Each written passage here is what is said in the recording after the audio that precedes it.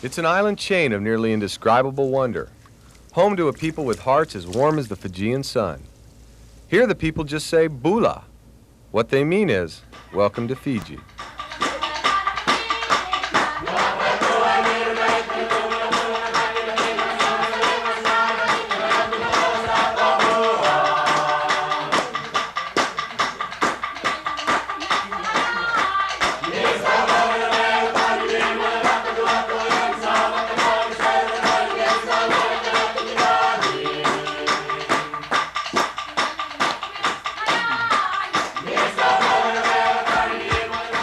It's a land of incredible beauty. Water so clear it sometimes seems to disappear. But it was my passion for surfing that brought me to Fiji. And I want to tell you, my passion was more than fulfilled. 80-degree water, sun shining most of the time. It's no wonder the visitors already here want to shut the door. Keep the rest of us from finding out just what we've been missing. Now we've got to keep on telling them it's not as nice as what it is, so that we keep it just as nice as what it should be. And what it should be, it still is. The way it was before Captain Cook came sailing by. But to see it, to really see it, you need a bit of old adventure in you. You have to remember, Fiji is a chain of more than 300 islands. Perhaps one of the nicest things about Fiji is once you get here, getting around is half the fun. For nearly 2 weeks, we traveled by everything from seaplanes to surfboards. And what we saw from the air and from the land, from even under the water, you have to see to really believe. The pictures, without a doubt, will tell it all. Starting tomorrow night, our tour begins at this special place. I'll introduce you to some beautiful people and some perfect waves. For News 8, I'm Tim Flannery in Fiji. There is an island waiting for you. You know, some of the brochures will tell you it's the fantastic water and the beaches that make Fiji so absolutely amazing. Others will tell you it's the waves. Those are the stories that got me hooked on the idea of going. The destination, Tavarua Island, surfer paradise. Yet even as I walked out of the airport in Fiji, I had no idea what was all in store. This is where it begins. The gear packed, ready to go, the adventure had finally become real. A magic carpet ride, courtesy of Qantas Airlines, had carried us halfway around the world. Covering the first 7,000 miles had been easy. The next couple dozen were going to be a whole lot different. In almost no time at all, we went from jet to van to the darndest thing I could imagine. Hiking safari style, headed for the boat that would carry us the last leg of our trip. It was the first taste of where we were headed with our Fiji adventure. Finding out that getting there was part of the fun. We were a heck of a way from the San Diego freeway. What was it, last night we were in Los Angeles? Last night or about, 200 years? You get on a 747, you fly 11 hours, you cross the date line, and you go back in time. And it was that kind of a feeling that all of us were getting. The Fijians seen it before, the anticipation, then the binoculars. Just 30 more minutes, and every one of them bringing us closer to one of the most beautiful places we'd ever seen. The water was enough to simply blow us away. 80 to 85 degrees, clear as crystal. How's the water? It's great. And it gets a lot better, mainly because Fiji and Tavarua are not just beaches and water, they're people. Perhaps the friendliest people here you'd ever meet. I'm Big John, Gideon, Edward, and Ellen. They're warm, they're friendly, and they're descended from some of the most feared people in history. Once notorious as the Cannibal Islands, Fiji is now the crossroads of the Pacific, home to a kind, smiling people with a rich, fascinating past. My grandfather came from the chief family. Came from chief family.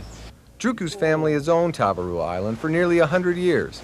Today the family leases the island for a surf camp, but 100 years ago this was the Wild West. And Druku's grandfather was at war. And the people chase him. This place, they kill him.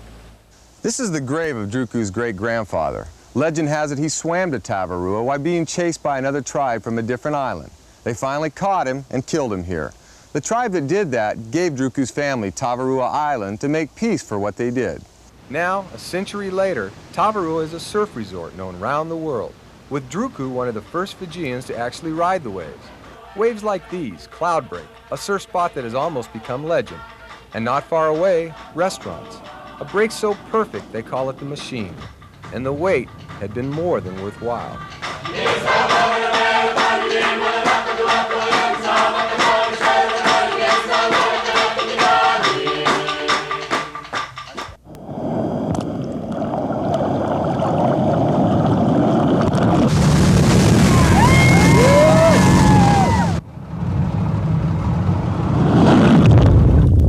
There's no better wave in the world. It's a fantasy wave.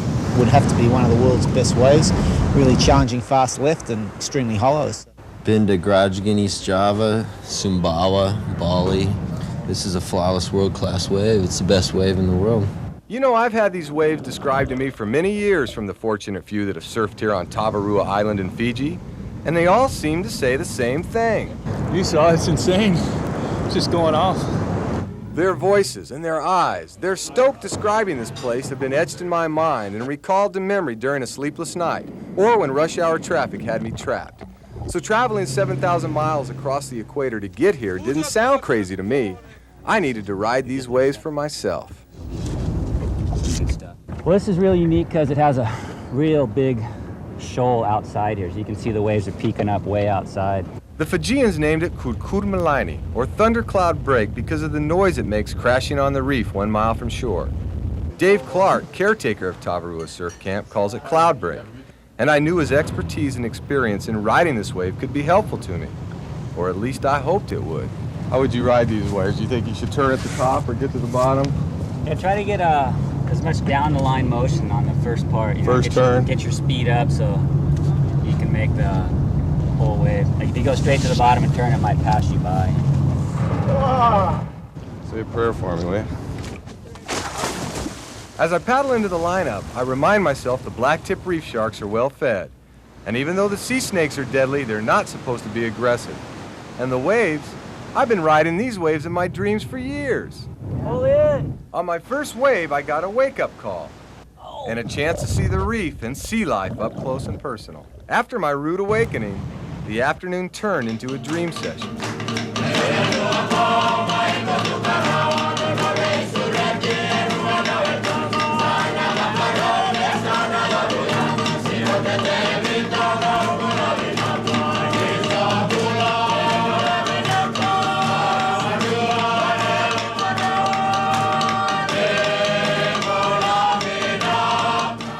One good wave, you drop into it.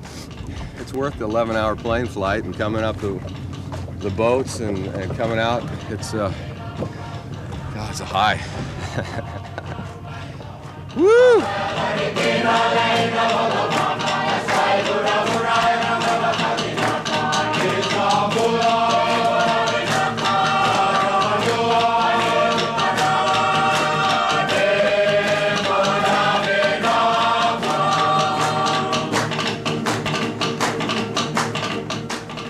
Like all surfers who've been enriched by the Tavarua experience, I too feel as though I've tasted one of life's special treasures. And besides taking home sore muscles and reef cuts, I'll have memories that will last a lifetime.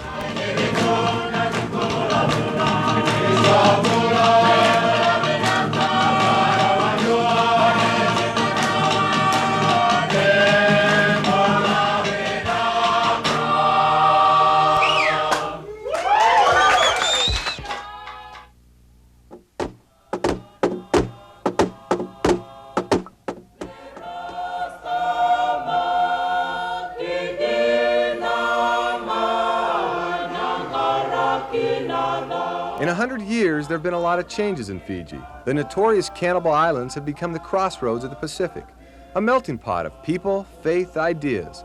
You get a feel for what I mean, whether it's in the tapping away at a village church or in the rushing by on a downtown street. Here in Nandi, one of Fiji's busiest towns, you'll see a lot of the old mixing with the new. Get a taste of the Indian influence that dominates much of modern Fijian life. You can get a lot of the picture here in town, and you can get a lot of shopping for the people back home. But it's not till you get off the beaten path that you see and you hear a side of Fiji that makes the whole trip worthwhile.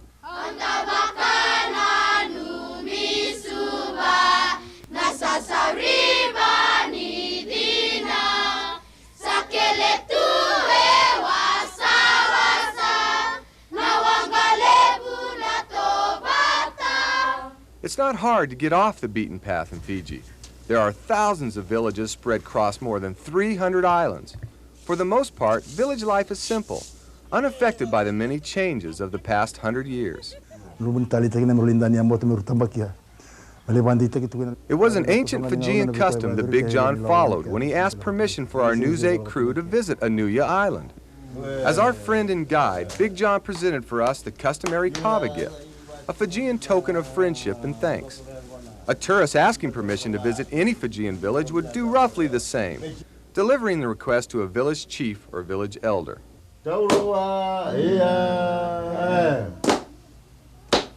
With permission given, our visit to Anuya had been okayed. For me, it was a chance to visit with the people, to sit, to talk, to see for myself what island and village life is really like. Class 6, look at your people. Look at me, don't look at them. I'm teaching you. Though there have been some changes, it's not often that a village teacher in Fiji has to tell a student to forget television, concentrate on school. That's because Fiji is the only English-speaking nation in the world without television. A lot of people in Fiji are fighting hard to keep it that way. Help keep Fiji the special place that it is. Headmaster of the school on Anuya Island says television isn't all bad, but you can tell pretty quick where he stands on any plan to bring TV to Fiji. I don't like it. That's frankly. Which leads me frankly to wonder, what would happen to paradise if they let old television loose on the air?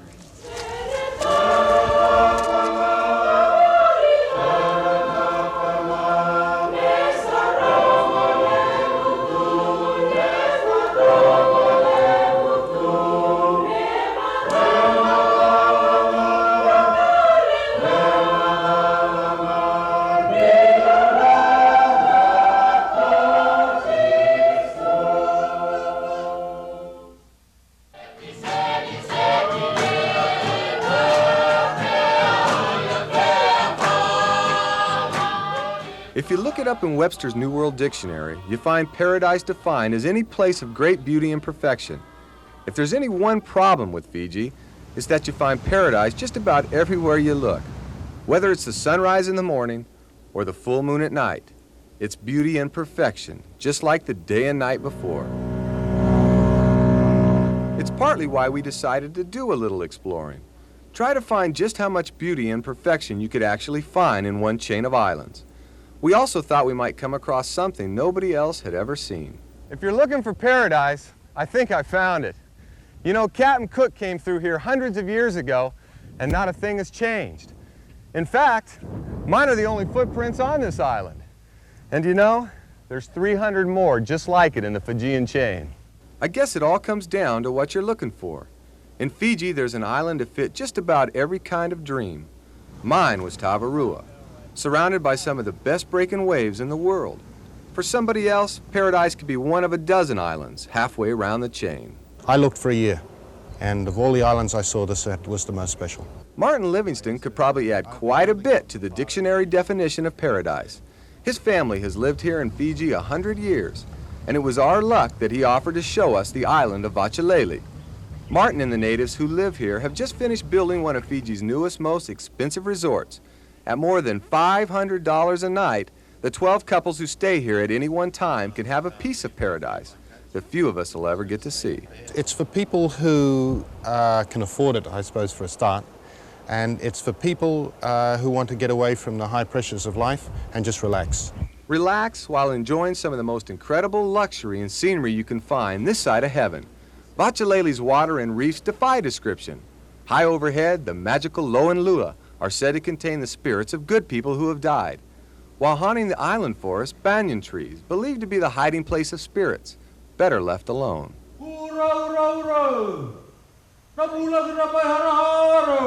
It's the calling of Vachaleli's sacred prawns.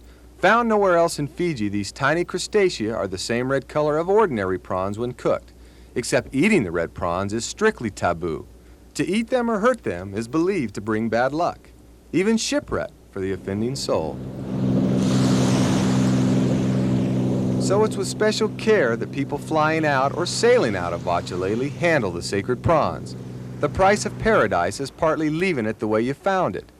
What we discovered in our bit of exploration is paradise is everywhere you look when you start looking around Fiji.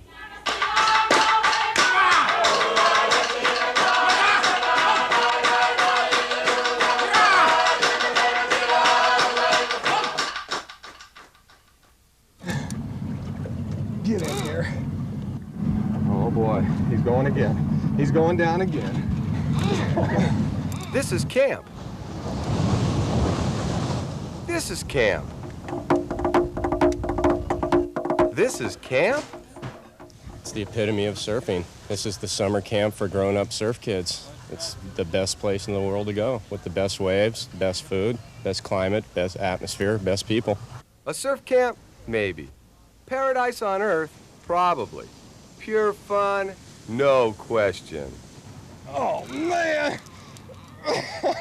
Tavarua Island is more than a surf camp. It's a resort set up for people that love the ocean. Dave Clark discovered this island during his search for virgin surf, and that was more than 10 years ago.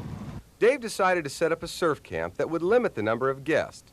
The result is one of the most unique hotels in the world. We thought that there would be a need or, a chance to blend a Fijian lifestyle with a hotel and kind of a village theme, but providing the Western comforts that we enjoy. But an ex-high school science teacher from California can't just take over an island and put a hotel on it. First, he had to talk to the Fijian government. Then he sat down with the family that owned the island. Dave tell the story about this kind of business you want to make over here. So my family agreed to give him to the lease, to make a business. Druku's family agreed because Dave's plans were going to keep the island in its natural state. There are 12 berets for the guest, and Dave and his wife Jeannie live in a tree. A home that proves ocean view doesn't have to cost an arm and a leg. Jeannie does a lot more than the wife's chores around the house. She's the hostess, accountant, and manager of the hotel. And once a week, she makes the trip to Nandi. Here she buys all the food and supplies for the guests for the week ahead. And while Jeannie shops for food, Dave heads for the weather charts at the airport. He knows his wave-hungry guests are going to want to know what's on the menu for the week ahead. Well, we're looking down here to be a 2 to 3 day window, and then down here it's a 3 to 5 day window by the time it gets across here. With the day of business concluded, it's time to load up the groceries. Late afternoon beer delivery. And then hit the island freeway for the ride home.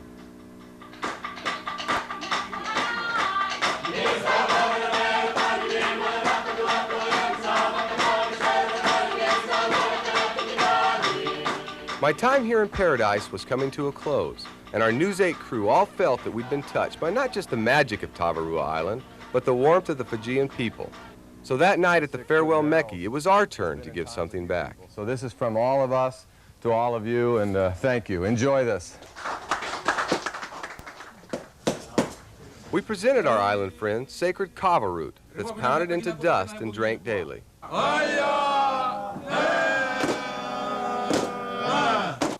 As Druku blessed the kava like the Fijians have done for centuries, I found myself lost in some of my memories from the last 2 weeks.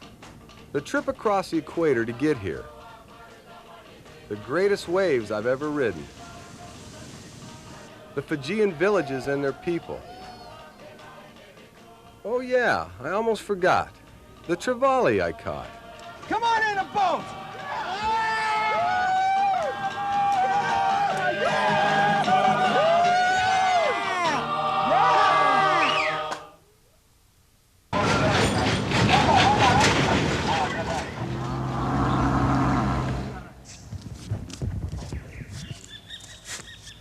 If you're looking for a South Pacific lifestyle that'll take you traveling back in time, Fiji is definitely the place. An island paradise that hasn't changed since Mark Twain came sailing through, writing his own adventure series for the folks back home over 100 years ago. Well, I take it back. A few things have changed. We found some of the best surf in the world on Tavarua Island, rode some waves and took some pictures that'll leave the surfer in me forever wanting to go back for more. Not just for the waves, but for the people and sights of Fiji that'll steal your heart away.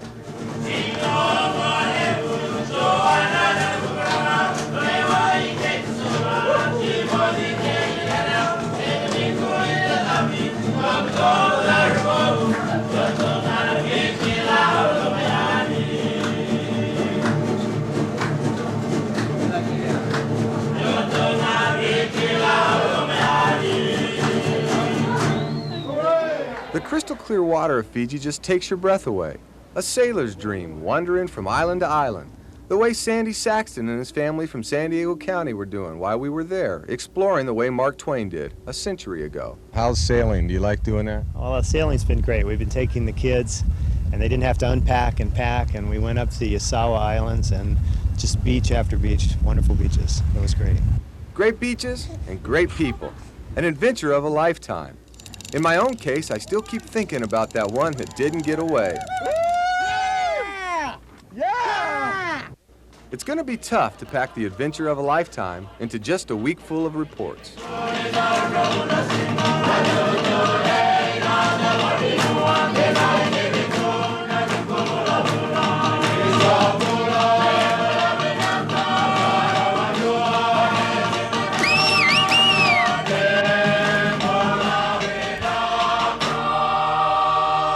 For News 8, I'm Tim Flannery in Fiji.